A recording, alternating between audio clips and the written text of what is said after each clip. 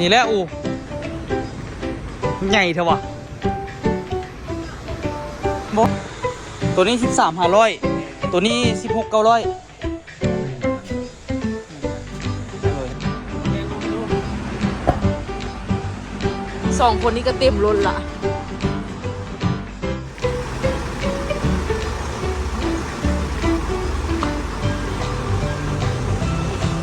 สบายดีเด้อทุกคนเด้อสบายดีตอนเช้าเนาะมาห้องกับออโต้มื้อนี้นี่ก็ได้มื้อนี้ตั้งใจว่าพอเบิ่งลาดเราแล้วอู้ก็ว่าโอ้ยอยากให้ได้รถเลยเพิ่นว่าให้ได้แก้เครื่องแก้ของเนาะไปนั่นไปนี่จึงบ่เสียเงินแล้วก็ก็ดีคือกันเนี่ยขึ้นไปขึ้นมาก็ได้ซื้อเดี๋ยวเงินก็หมดอูย่านเงินสิหมดย่านไปเฮ็ดนั่นเฮ็ดนี่แล้วเงินสิหมดแล้วก็ลงทุนนั้นลงทุนนี้ซื้อนั้นซื้อนี้แล้วก็หมดที่จริงลงทุนห้านนี่มองตรงเลยเฮากู้ธนาคารไว้แล้วนะอูเนาะมันใกล้สิได้ละบ่น่ะมันก็มีเงินสำรองอยู่ทุกคนแต่ว่าไงบ่ฮู้ว่าสิได้เท่าไหร่เครื่องเงินสักพันเนาะแต่ว่าลองตกลงกันดีๆลองเบิ่งคันสมมุติว่ามันน่ะนะมันแบบว่าเฮาผ่อนเอาหนะมันเสียเงินหน่อยเฮาก็อาจจะผ่อนรถคันนั้นเอาละก็เฮาก็มีทุนสำหรับไปตั้งห้านอีกนะทุกคนผ่อนเฮาก็ค่อยๆจ่ายเอาเราไปล่องซานนี่เอาไปไว้เท่านั้นก็เอาไว้แบบว่าไปรับจ้างคนนำเนาะทุกคนเฮ็ดแบบว่าเฮาน่ะเฮาเปิดรับจ้างเด้อนะอูเนาะเฮ็ดสิหั่นเนาะเฮ็ดโพสต์พร้อมว่าเฮารับจ้างเด้อรับจ้างขนเครื่องไผอยากได้เครื่องอย่างล่ะโทรบอกกันเฮาว่าเฮาก็ไปขนเครื่องให้เขาสินะซื้อแล้วเขาอยากมาซื้อเครื่องยูเวียนแล้วเขาบ่มีรถสินะกระจ้างเฮามาขนให้ได้สินะเฮ็ดแบบนี้เอาเพราะว่าคันท้าบ่ซื้อน่ะเบิ่งร้านลาวซื้อเครื่องก่อนน่ะเครื่อง5นั่นอู้มันมั่นใจว่าแนวใดมันก็ได้ขายอยู่แล้วแต่ว่าสิได้ขายแบบว่าดีเลยจนว่าแบบปุ๊บมันบ่ทันมันก็บ่ถึงขนาดนั้นหลายๆคนว่าพวกอู้เฮ็ด5ทันมือนึงอันได้ขายอยู่บ่แสนกี่โพมือนึงนี้เคยขายเครื่องนี้บางเทื่อมือจ้างตั้มทุกคนบ่ได้ขายก็ 3-4,000 บาทได้ทุกคนแม่นห้าน้อยๆละล่ะเด้น้อยๆแต่ว่ายังบ่ได้ขยายอันของละอัน10 บาท20 บาทน่ะขายได้มือละ 3-4,000 บาทได้บางมือได้ขายดีก็คือได้ขายเป็นหมื่นพุ่นเลยทุกคนถ้าเป็นเงินกีบก็ได้ขายเป็น 5-6 ล้านเดี๋ยวพุ่นไหนเพราะมันมีหลายอันเด้เฮาขายนะเห็น5น้อยๆก็จริงแต่ว่าเฮาซื้อเครื่องมาเอามาไว้เฮือนแล้วมันเป็นพวกปุ๋ยพวกอันเดอร์ฮันสินะแม่นล่ะบัดนี้นี่มันก็รถอันนี้ก็ที่ทุกคนเห็นนั่นแหละเฮาขนเครื่องมีแต่1,000-2,000ซื้อมันก็ยังแบบเต็มหลังรถละหั่นน่ะซัวเฮามาเอาอย่างยูพี่นี่โอ้คิดว่ามันก็น่าจะดักนวงหลายเนาะก็เลยว่าสิไปเบิ่งซื้อทุกคนยังบ่ได้ซื้อดอกไปเบิ่งลาดลาวมันพิตาเอามันโอเคบ่ไปเบิ่งก่อนคันว่าสมมุติว่าเงินเฮามีเท่านี้แล้วเวลาเฮาจ่ายสมมุติว่ามันมีดอกเบี้ยเนาะแล้วปีนึงนี่เฮาสิจักปีเฮาสิหมดมันหั่นน่ะแล้วเฮาสิจ่ายเดือนเท่าใดเดี๋ยวเฮาก็ไปเบิ่งแบบนี้หั่นนะหัวนี่ก็เป็นอย่างหัวนี่ไปอันวาสลีนข่อยไปล้างรถแล้วเขาจะไปหิมใส่หัวข่อยซื้อกุ้มนี่จะได้ไปซื้อใหม่ก่อนไว้ทาศพตอนนี้นี่กำลังสิออกไปทุกคนนอนมีแม่ซุกน้ำหลังมาเนาะทุกคนตอนนี้แม่ซุกน้ำหลังมาพาแม่ซุกไปเบิ้งน้ำกันแล้วกันตัวกับสิขามไปไทยกับปูทุกคนไปเบิ้งซื้อได้ทุกคนเด้อยังไม่ได้ตัดสินใจที่จะซื้อใช่ไหมตัวอยากหลับ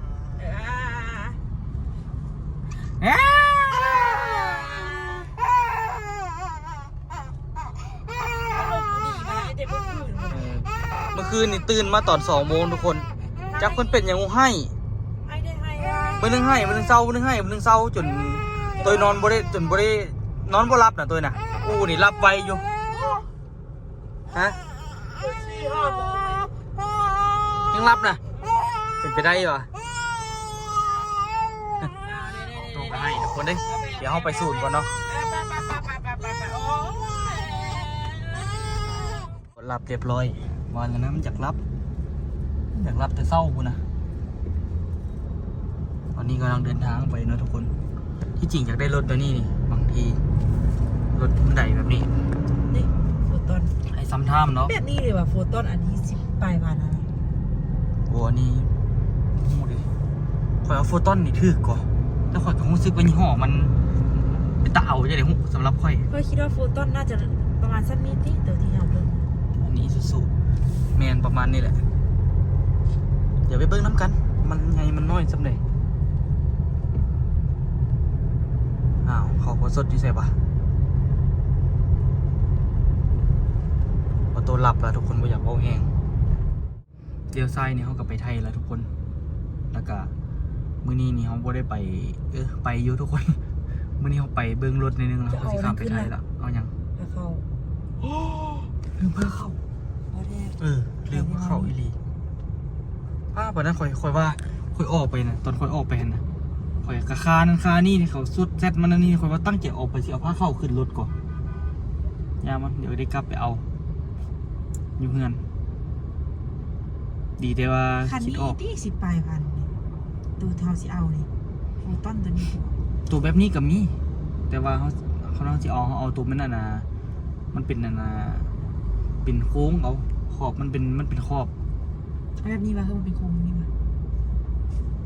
ใส่ไปเบิ่งกันทุกคนมาสดไม่สุกกับจักยี่ใส่หูเดี๋ยวไปเอาผ้าเข่าไม่น้อยกับไปเอาอยู่เงินลืม ไกลจักคือกัน ลืมว่ะ ไกล เดี๋ยวห้องก็ไปทางนั้นพอดีจึงกลับมาเอาฮอดพุ่นน่ะจะประมาณ2 โมงนี่แหละกะย่าเนาะทุกคนบ่ได้เฝ้าไปใส่มือนี่ไปเอาเครื่องอยู่บ้านในวันซื้อบางที่ก็สิไปแมคโครในนึงแล้วก็ ซอกซื้อขนมไว้ไปขายอันเดียวมันที่มันทึ่ง แมนไปเบิ่งเครื่องไปขายอันไหนอันนั้นแล้วก็จบละบ่มีหยังละ เมื่อครั้งนี้นี่ฮานต้องเลี้ยวเมื่อครั้งนี้ กลับไปนี่ห้านต้องแล้วอะไรสิไปใส่แล้วจึงไป เลี้ยวทุกอย่างอ่ะ เดี๋ยวให้ไม่สุกถามมันนะกะโลของมันก่อนเขาบ่ใส่แล้วเขาเอา คันเราเฮ็ดฮานอันเดียว ที่จริงเอาไปปูทั้งนอกคักเนี่ยกะโลนี่แหละอูใหญ่เถอะวะบ้าถ้าตามคอยเบิ่งกันนะนี่ก่อนล่ะธรรมดาถ้าน้าแม่นละเอาเลยเนาะฮะคนก็สร้างเลยดิคนก็ว่ามันใหญ่อย่างวะทำมันใหญ่หลายลิ้นใหญ่ดีใจนะ มันก็คักเร็วมาเบิ่งรถอันนี้เนี่ยเดอูอันนี้นี่ถือก็อันนี้มีแต่10,000ตามคอยถามเขานะเดอูอันแบบนี้นี่แต่กับประมาณนั่นแหละประมาณรุ่นนี้นี่แหละแต่ว่ามันต้องมีโฮงโดยมาน้ำกันโดยแบบนี้เท่าไหร่ก่อนเอาคอยเบิ่งอยู่อันนั้นตัวมันเป็นโฮงคือว่าเท่าไหร่16,900คือว่าหลุด6,900ตัวมีโฮงกันเหรอเอาตัวนั้นคือถือกว่า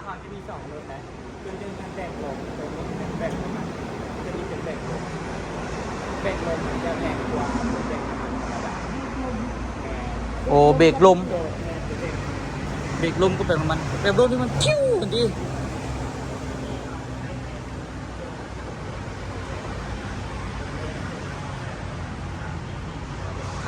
คันใดแล้วนี่ต้องได้ไปเสี่ยงมือขับขี่เพิ่มนี่เท่าไหร่เกาะแล้วตัวมันมีโค้งดิ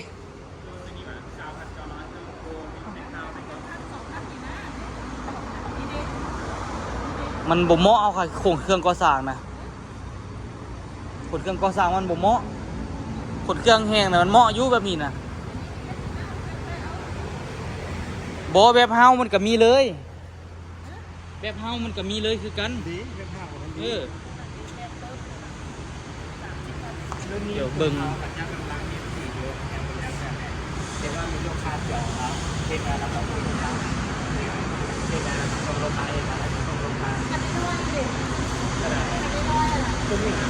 ตัวนี้อ่ะที่2,500แต่ถ้าคันว่าเป็นตัวเป็นเตานี่ราคามันก็เป็น แล้วตัวนี้เท่าไหร่ก่อน ตัวนี้จะเป็นไฟฟ้า บ่ตัวนั้นนะตัวทั้งกากสีขาวนะ แล้วตัวนั้นเหรอ แม่น ที่3,900 อ่ะแม่นวะ ตัวนี้4 เมตร เบิ่งก่อน ตัวนี้ยาวกว่าได้อะ ยาวกว่า แม่นตัวนี้ยาวกว่าเห็นร้อยแต่ว่าทางหัวมันยักน้อยสุด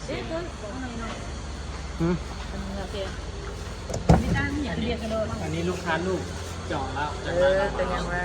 เบิ่งก่อน ตัวนี้หรอถ้าคันมาเป็นกระบะอันนี้เนี่ย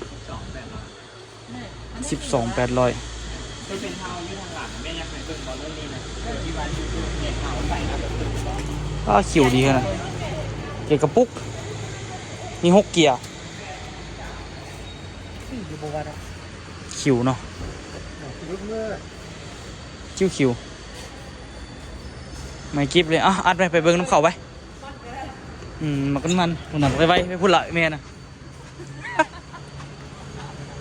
เดี๋ยวพี่มันขนาดเนาะ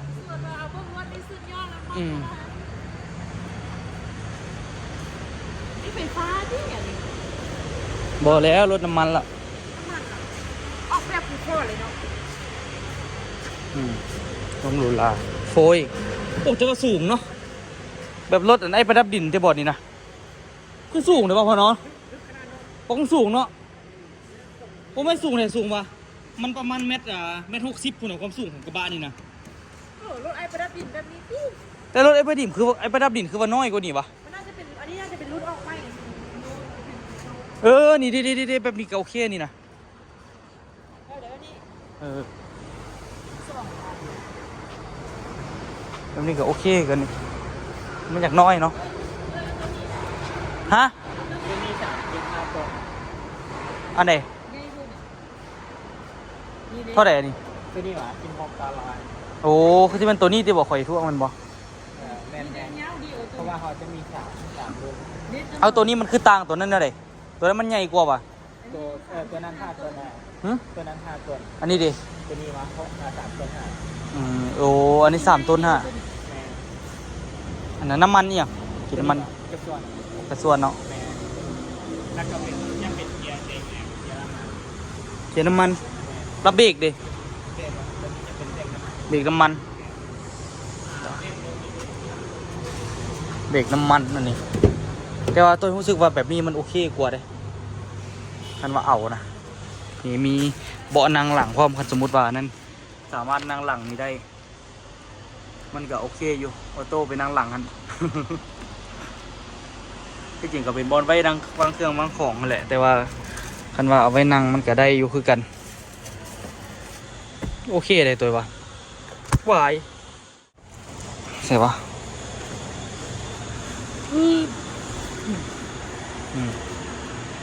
มึงดูลองนั่งดูคักเลย ตัวนี้ทางในจะงามกว่าตัวของข้างตัวน่ะแล้วก็บอตัวนี้มันจะแนวคือทรงสปอร์ตอะไรกัน นนบ่ แม่ตัวของ5ตัวแล้วมันจะมีแต่ ยายพรมีเท่าเดิม อย่างกับแม่ ยายพรมีดอกเบี้ย อย่างกับแม่ มีดอกเบี้ยบอกขันใจเลย มี คักเว้ย แจ่มขนาด เป็น โคตรแจ่ม เสื้อตั้งห่างเลย เสื้อตัวไหน เบียนแค่เขาจะมี เบี เบี ย ย น น เท่ แค่ เบียนเท่เลยชื่อคนละดอกเบี้ย ตัวนี้13,500 แม่ ตัวนี้16,900เลยตัวนี้ออกทรงคือหุ่นไหนเนาะแล้วตัวบ่มีอันนี้เท่าไหร่ ตัวก็มีนี่บ่ บ่มีอันบ่มีโครงบ่มีหาง ตัวนี้12,800มันราคาปลอม โอ้ คือตัวจอดอยู่ทางหน้าจอด3ตัวนี้มันราคา เท่าไหร่อันนี้ ตัวนี้หวะ12,800จากคันนี้มัน12,800 แต่มีหัวหายคือว่าคักเนาะ หัวหันเขาถ้าคำว่าไอ้ซื้อเด็กก็บ้านเขาจะเอาออกเพราะว่ามาแต่ห้องงานนะครับ ฮะ มาแต่ห้องงานเขาใส่ไว้ซื้อตัวนี้หวะ ข่อย ตัวนี้มัน3,900 ข่อยแล้วว่าข่อยมักหัวมันน่ะอันอย่างเขาจะล่างวะหรือจังได๋ อันนั้นไงดิ เขาจะเอาไปที่เขาได้เขาจะเอามาจอดนี้แล้วถึงตัว อ๋อพวกนั้นคือสีดำ ตัวได้ตัวนี้หวะตัวนี้ อ้าวเขาจะมีคนอย่างแท้ว่า ประเทศมาแม่ขนนะบุ้มว่าจะเลือกพ่อกับแม่บ้านทำ มันยือพี่ลึกพูดไป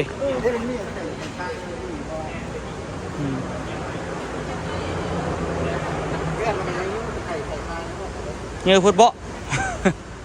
ยือพูดเบาะจะมีคนเมียงเขาแถวว่า เงินจีซื้อเครื่องกับผมมี มีแต่ไปรับจ้างคนเครื่องน้ำมาแล้วนะนี่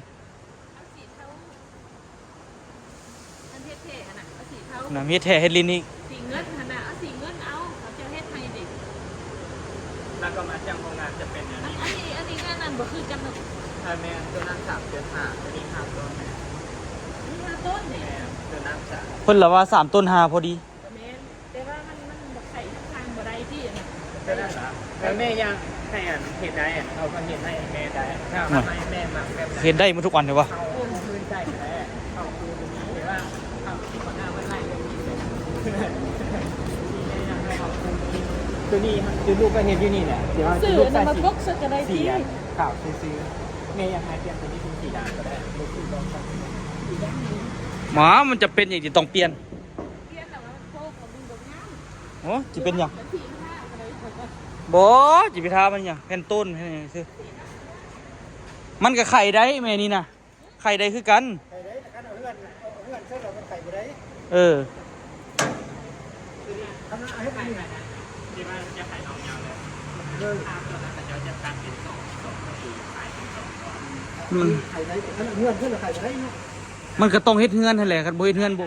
มันบ่เป็นเอาดอก อีพอซีเห็ดเป็นเผา มันต้องเฮ็ดเฮือนใส่ เอาสาวใหญ่ๆมาปิดแค่นี้เป็นสาวใหญ่ๆนี่ตัวนี้เป็นไข่ตัวนี้เป็นย้ายตัวนี้มานี่นะพอเป็นตัวอย่างของตัวซื้อลูกจะเห็ดตัว นี่เฮือนแบบนี้แหละดีละเบิ่งเขาเจ้าบอกไปเบิ่งตัวอย่างตัวนั้นข่อยแล้วว่าตัว 3.5 นี่พอดีพวกงาม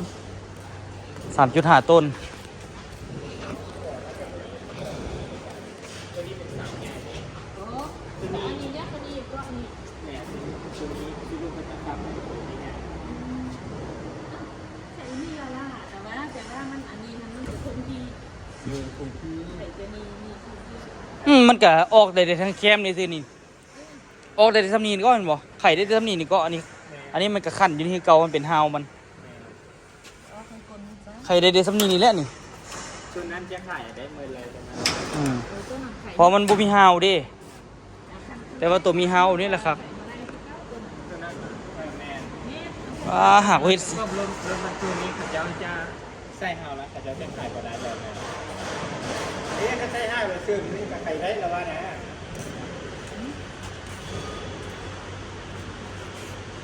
มีเสริมเล็ก ตัวนั้นทำไข่ข้างทางใดบอกคันนอเห็นเงากัน ได้แม่ ได้เอา แต่ว่า เป็ ต้องเสาตรงนี้นะ รู้สึกว่ารถอันนี้มันราคาโอเคนะทุกคน ราคาดีกว่าเพราะฉะนั้นซะ อาจารย์ดิมเราก็ใช้ดีเลยเนาะตัวสามเป็น4 ปีแล้ววะ ดีเราก็บ่ได้มีปัญหาหยัง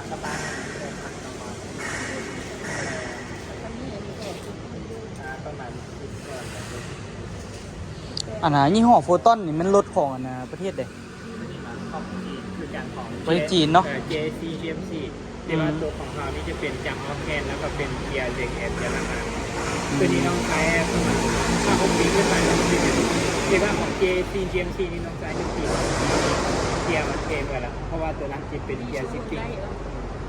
แต่ JAC กับคนก็นิยมหลายเด้เนาะ แต่ว่าตัวนั้นเป็นเกียร์ซิปปิ้งธรรมดาซิปตัวนี้จะเป็นร้านวิสาหกิจอยู่จีนเขาจะผลิตเลย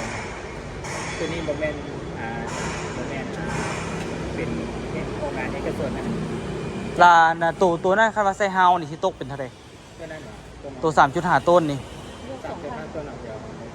ประมาณใช้คำว่าเป็นเฮาประมาณ17 กับว่า ปลาถูก 1,000 แมน จากเท่าใดเกาะจาก16 16,900เป็น1,000นะ 1,000นึงพุ่นน่ะ เขาเจ้าเฮ็ดจะแน่นน่ะตัวเจ้าเฮ็ดให้ดีกว่าแล้วก็เอาห้าวสีเทาเดี๋ยว โซ สีขาว เปอร์ สี เซ็นต์ ขาว เฮาในนี้ซึ่งไม่เป็นเขาจะเอาเหล็กที่บานดีๆมาเนี่ยแล้วก็ บ่เอาอันนะ แม่ใหญ่จริงจนนั้นกับ อันนี้บรรทุกได้หลายประเด็นนี่ซ้ำนี่ ประตูอ่ะตัวนี้อย่าง2 ต้น 5คือตัวทางหน้าเลย 2 ต้น 5ว่ะ แมน2 ต้น 5แต่ว่าตัวนี้จอยยังไม่ได้ใส่ตัวผมกระบะคือของทางใส่ เท่าไรจักพันอันนี้ ตัวนี้อ่ะ12,800 เฮ้ยคุณว่าขึ้นไปขึ้นมาก็เอาเท่านี้ดีกว่า ตัว แค่ นี้ ก็ ที่เอาใส่คือตัวนั้นก็ได้ไหม อันนี้มันกว้าง อันนี้มันกว้างกว่าแต่ข้างหน้ามันแคบกว่าหุ่นใดเนาะ ตั้งปูนก็ได้น้อยว่าได้ แต่ว่าหลังมันนี่ยาวกว่าว่ะ ยาวกว่าของเพชร บ่ว่าปูนเฮาบ่ได้ต่างก็เขามาส่งก็เพื่อจะไปต่างเอาปูน ของเพชร บ่ได้ต่างไปขาย หน้ามันใหญ่คือซื้อแต่ว่าตัวนี้กระบะใหญ่หน้าน้อยคือซื้อกว่าของมัน อันนี้ยาวกว่าหลายปานใดนี่ ประมาณ10 เซน 10 เซน ของเห็นร้อยจะสั้นกว่าหน่อยหนึง มาตั้งเสียงธรรมดาแต่ตัวนี้ก็ดีกว่า แม่นก็คือว่าอันนี้ดีกว่าคันเฮ็ดเฮาหั่นนะ เฮ้ยดีคิดจบ แหม ไม่เป็นเอาเป็น13,500 เพิ่มมันนะเฮาไปถึกอยู่เท่าไหร่เพิ่มอีกคือไปอีก700เนาะนั่นมันเพิ่นละว่าอันนี้ดีกว่า ดีแล้วก็ดีเลย โอ้ยฮู้สึกว่าโอ้นี่เต็มแบบนี้โอเคกว่าไข่บ่ได้ พระเจ้า ล็อกขอล็อก ตัว ข้างหน้าเนาะ แม่น ไปเบิ่งข้างหน้าไปเพราะว่าอันนี้แหละโอเคกว่าข้างหน้านี่ข้างหน้าแย่ๆกันนั่งได้อยู่3 คนเด้มันมีบ่นั่งข้างหลังพร้อมเนาะนั่นนี่ทับจางได้นั่นนี่ เรื่องนี้แหละ เงี้ยโพด เรื่องนี้แม่นอันนี้พอขายแล้วตัวนี้เป็นของ เงี้ยหลายมันบ่ได้ว่าจีดีไปหมดก็บางทีสำหรับเฮาต่างเครื่องอาศัยเอามาหลายได้อยู่แต่เฮาต่างเครื่องแบบไปส่งเขาแบบหน่อยนี่มันโอเคกว่า โคตรแก่แล้วก็สื่อเครื่องสื่อของก็แห้งละทุกคน ตัวแห้งนี่เด้แม่นบ่คนละอันวะ อันเดียวกัน2เป็นทางส่วนแต่ว่าตัวนี้จะเป็นเอาแล้ว ฮะ เขาเฮ็ดเอาใส่เขาจะใส่ตัวนี้เป็น2นะแล้วก็เขาจะใส่ตัวนี้เป็นเลน ไอ้รุ่นนี้นี่เป็นรุ่นเปลี่ยน แล้วตัวนี้ว่ะตัวนี้2,000ซาวค่ะซาวแต่ว่าตอนนี้เหลือแต่สีขาว นี่ใช้ที่เราจะมาอะไรอย่างนี้ ตัวนี้ว่าซาว4,800 คือเนาะ แม่นราคาตอนนี้เป็นซาว โอเคเลย ตอนนี้เหลือแต่สีขาวเป็นเตรียมกระปุกอยู่รองกระบาง เดี๋ยวพูดกันบอกนี่เนี่ยรถกระบะฟูต้อนหนึ่ง โอเคเลยเซาโฟอีกมันบ่ โฟบอก แต่โควิด โฟวินอีกแม่ คนป้ายทักหรือว่าฟูต้อน เพิ่นเฮ็ดเขาซื้อกันยังซื้อบ่ดีๆบ่มีปัญหาหยัง นั้นปัญญาน้ำมันดีเลย ราคาเทียบราคาที่เนี่ยหนีวันตีตลาด ราคาที่ แต่ว่าคันสิเทียบนี่ ใส่ได้ไปซื้อได้กระท้อนคือกัน คันสิเทียบนี่อันนี้นี่ยังเห็นหน่อยอยู่คนใส่แต่ว่าข่อยเรารู้สึกว่าราคามันดีกว่า เนาะมันบ่ได้ตัง อันนี้ไข่ข้างบ่ได้บ่ได้บ่ ตัวนี้เหรอแปะข้างได้คือกันแต่ว่าตัวนี้ยังงาน มันจะคุงเฮานิดนึงเนาะ ต้องเป็นผู้ชายถ่าย แม่นอยู่ อันนี้เตื้อยลงกับได้เหรอวะ ได้ มันกดนี่มันก็เตื้อยลง แม่นอยู่หุ่นได้คือกันคาเซอร์นี่มันก็คือกันแหละ คันเดียวนะคำสั่งสีเนาะสีเท่าเด้อ สีขาวแบบ สีเงินเด้อ เพิ่นละว่าตัวนี้งามกว่า นั่นหนึ่งงามเพื่อนมันไหนดีผู้ทันผู้นี้ แบบนี้เท่าไหร่ก็ ตัวนี้เหรอที่3,500 เออ 2,500จะ13,500ซ้ำมาหันหรอวะ แบบเดียวกันซะบ่ อันเดียว สอง กัน ต้นห้า 2ต้นหางคือกัน เดี๋ยวข้างหน้าเรื่องเงาเลยตัวนี้งามหน้าตัวนี้งาม อืม ไม่ผืนมันก็ไม่มี แจ่มคักดูตัวนี้ก็ล็อก ตัวนี้นั่งไม่นั่งหลายก็ได้ มันมีแคปไหม มันมีแคปหน่อยนึงแคปมันก็บ่มีบนย้อนขาติ เครื่องนุ่ง มีแต่ใส่เครื่องใส่หยังได้แล้วก็คันนั่งก็นั่งเหยียดขายาวเนาะ อันนี้ก็เฮ็ดมุ้งใช่เลยเหรอ แล้วหัวมันบ่มีให้ปะหัวแบบนี้น่ะ โบห้าเจ๊ถ้าคำว่าน้องซื้อเป็นพวกประเภทเฮานี้เดี๋ยวเขาสีลงหัวหน้าพันชัยก็ได้แต่ว่าถ้าคำว่าน้องซื้อเป็นกระบะเนี่ยนะทั้งหัวความจะเป็นไรแถมไหน โอ้ได้อันนี้บ่มีอ่ะ โค้งแบบแบบนี้ หัวนี่แหละ หัวอัน เรื่องหัวที่เป็นบอกหัวจะมี อันนี้ไม่หัวที่จะว่า แม่เบี้ยอย่างไรแบบนี้ สร้างเป็น ข่อยเลยว่าใส่หัวนี่มันงามดิเด้หัวแบบนี้น่ะ คือ มันบ่ได้ว่างามมาล่าเลยมันใส่เครื่องใส่ของได้อีกก็เอาเจ้าไปเบิ่งแม่มันก็จะใส่อย่างได้อยู่มึงดูเบิ่งทางเทิงหัวมึงดูนี่กระเสือได้แล้วพอเนาะแต่บ่แม่โครงสมันนี่ใส่ได้หลายอยู่ก็เอาไปอย่างมัดเอาบ่ได้ เป็นไหนไม่เชียว หมักนามัน ฮะข่อยละมักข่อยงาม เนี่ยที่ว่าเฮ็ดขัดใจเฮ็ดมุ้งเลยหลังคาเลย มุงอย่าง หลังคาเฮ็ดมุ้งเลยนะ ตัวเฮ็ดโฮมเลยมันก็มีคือกันต่างแต่ว่าคันสม หลังคาเพิ่มเงิน บ่ มันสมมุติว่าเฮาจะไปตางเล็กตางอย่างหั่นน่ะเล็กมันต้องสวดออกมาหนาก็มันต้องขึ้นโค้งเทิงหัวหลังคาอยู่ก็คันมันยาวน่ะรถแบบนั้นเหมาะสำหรับขนเครื่องแห้งขนเครื่องแบบสินค้ามาขายในห้างโอเค เป็นพวกขนส่งนะเนาะ เออ เอาเพิ่นเครื่องยืดน้ำ คันสมมุติเราสิขนเล็กที่ว่ามันยาวเกินไปเขาก็ต้องเอาลื่นหัวมา จะเล็กมาตั้งเครื่องอันนั้นอันนี้ขนส่ง เออคิดไปคิดมาคันใส่หัวมันก็คุงเนาะเวลาเล็กเนาะ ถ้าทำมาน้องจะเอาไปเฮ็ดเลย เพิ่นว่าเพิ่นอีแถมเด้ออีลงหัวหน้าเลยอีแถมอันนี้เด้อเพิ่นสิเอาเอาเลย คันว่าเอาเนี่ยเขาจะแถมให้เนาะ เออเพิ่นแถม หมวก เพิ่นอีลงหัว ฮะ แต่ทำมาน้องเดี๋ยวจะมาเขาจะมาได้แถมเศษวัน เจ้าครัวสิอันนั้นสิใส่ให้ ว่าอีของหัวหน้าแถมเพิ่นแล้วว่า ที่นี่หว่าเอาบอกแต่คำว่าเมย์ยังได้ตัวเป็นเทาอะไรมันมาเอาซีลมพันนาว่าเป็นสีแผ่นให้บอก แถมนี่เลย แม่อยากได้มันบอก จะได้แล้ว เดี๋ยว นะ ลูกทีลมพันนาให้ถ้าแม่ซื้อเป็นเทาจะได้คำว่าแม่ซื้อเป็น อัน บา เฮ็ด แม่ จะเฮ็ดเฮาเลยเหรอวะ เป็นเฮาเลย มันเขาเจ้าเฮ็ดมันแน่นหนาดี เทนเทาอ่ะเดี๋ยวแต่คันนี้เพราะว่ากินแล้วไปรถข้ามหลวงพระบางมาเอาสองอันคือเป็น เหลือว่านี่ แม่เหลือแต่อันนี้นะซื้อลูกหาก็เห็นมาสามครั้งล่างลูกหาเอาสอง 3 เดือนแล้ววะนี่3 เดือนนะ ยูนี่บอกดูเป็นเฮานี่เฮาหาก็เห็นได้สองจริง อ๋อ ๆตัวเฮานี่เนี่ย 300แล้วเพิ่นเอาคันนี้ให้มีลงหัวหน้าให้แถมนวดให้เลยแถมก็ได้ยิบเบาง่ายนะมันบ่แถมก็ ว่า แถม ว่าห้าประมาณ3,000 บาท ไปเด้เพิ่นถ่ายแถมก็แถมด้วยจ้า เดี๋ยวลูกสีของมันนานแล้วว่าเป็นเสียหายกัน ขอให้คุณเอาลูกแก้ซ้าไปสั่งกันเนี่ย ได้ได้ น่าได้ ลูก แล้วอ่ะ เสียนขอของนาวะเนี่ยได้แล้วลูกเสียให้คำตอบให้มา เวลาเขาซื้อเครื่องซื้อของใส่กระเป๋ากระเป๋าเดินทางเนาะ เป็นน้ำก็ใส่หั่นล่ะนี่มัด เอาอย่างเส้นแล้วก็เอาอย่างมัดก็ได้ เบิ่งๆ มันบ่เฮียดอกมันมีแนวตาลมอยู่มันโค้งซื่อนะ ๆของซื้อเด้มันก็มีบอลมัด แมนมัดเสร็จรถเลย มัดเท่านี้คันเป็นอันมันก็ได้อยู่ห้องแด้มันก็บ่กีดเอากระเป๋าอย่างยัดเสื้อเนาะ ก็ได้คือกัน กระเป๋าเดินทางเป็นอย่างเครื่องของเสื้อมัดดีๆเอาเนี่ยเอาเจอนั่น คุณนะเอาละแม่ได้เจอคืนขนาดเนาะ 13,500มันก็ได้ดิ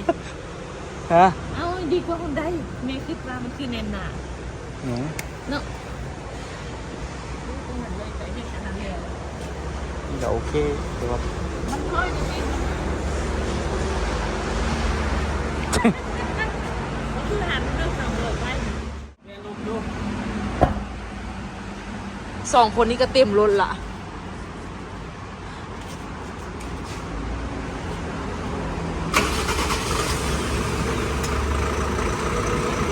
บอกจับมันคือแอปแดงกับแดงกับแดง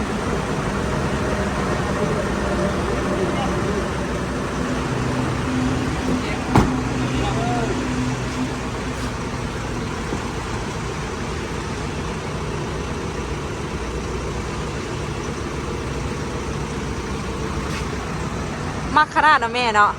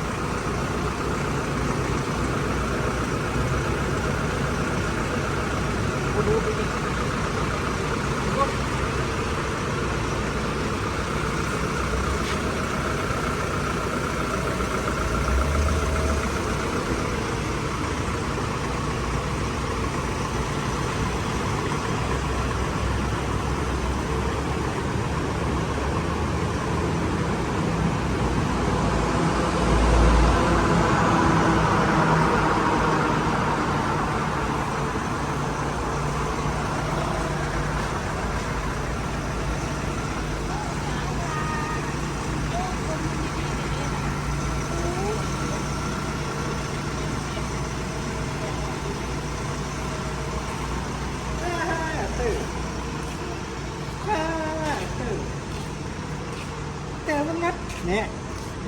ยนั่นหากระตื้นติมา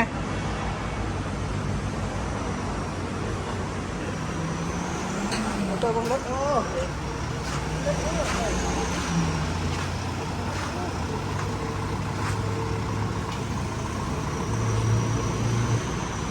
แห้งวะเนาะบ่อยากแห้งบ่วะ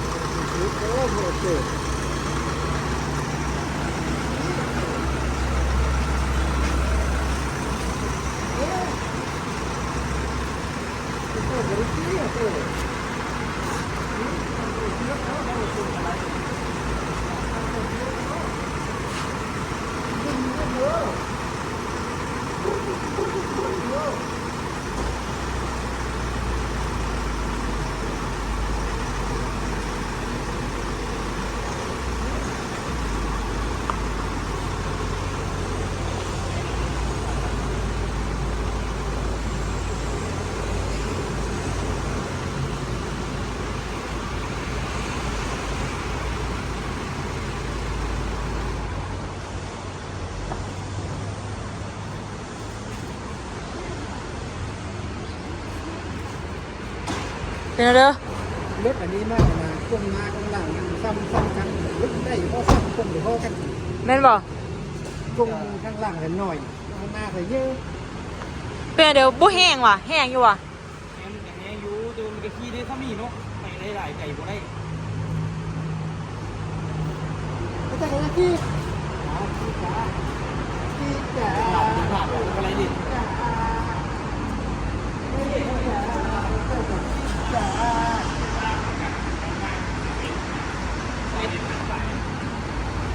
ไปอยู่ เนี่ย ไปมี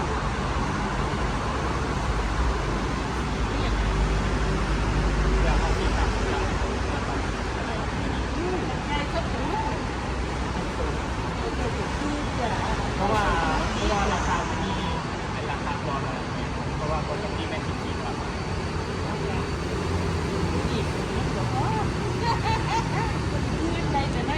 เอาแล้วนี่ท่านสมมติว่านะรถคันนั้นน่ะไม่เดินมาเลยนะ ไม่มากับไม่มีการอะไรเป็นสองเป็นสองหรือว่าเราประมาณแค่รถมีมาคอนประมาณเดียวไป คนเดี๋ยวจังไหนตัวโตลองราคาเมียงเบิ่งก่อนบ่ฮู้ว่าสิได้บ่ได้น้องไปถามเบิ่งนํกันทุกคนว่ามันสิได้บ่ไว้เจอกันคลิปหน้าเลยทุกคนเด้อลมเพิ่นเบิ่งก่อน